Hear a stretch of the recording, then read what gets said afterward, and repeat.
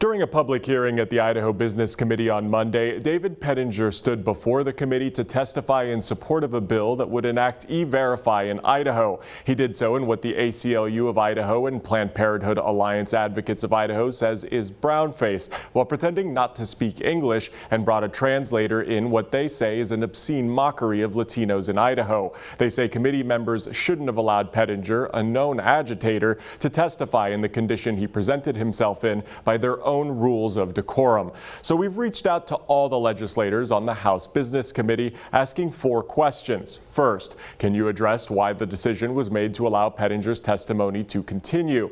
Then, if this was not a violation of the rules of decorum, can you please explain why? Was Pettinger given special treatment by being allowed to negotiate with the committee to continue his testimony in at ease time outside of the public's view? And finally, as Pettinger was allowed to use his full time plus around 4 extra minutes of at ease time, why was the following presenter's testimony cut off? We received a response from committee members Representative Steve Birch, a Democrat from District 15. He says that the chairman has, quote, latitude to make judgment calls, and that although he would have handled the situation differently, he does not hold Vice Chair Josh Wheeler in disregard. The committee initially shut down Pettinger's testimony before going to an around 4-minute long at ease period to discuss whether or not he should be allowed to continue.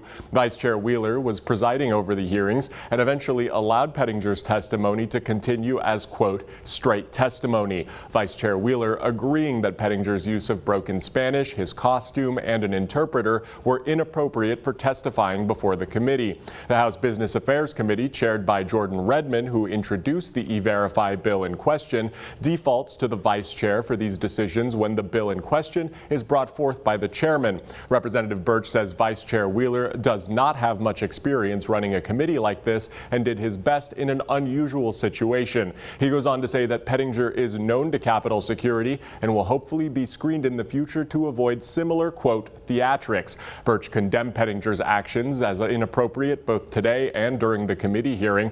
We also heard back from committee member Jason Monks, who said, quote, I think the chairman handled the situation well considering the circumstances.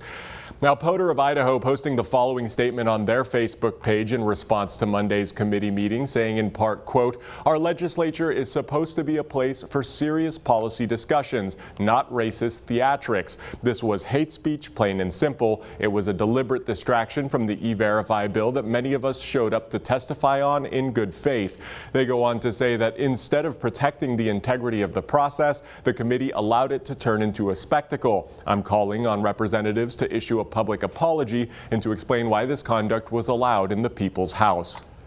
The at ease period is shielded from the public's view and blacked out on their live stream. Representative Birch saying this isn't unusual or nefarious, but it's a way for lawmakers to, quote, get on the same page about rules and regulations. We've reached out to all members of the committee, including Chairman Jordan Redmond, who presented the E-Verify bill, which Pettinger is attempting to support. We'll keep you updated if and when we hear back. In studio, Dakota Castet's DJ reporting.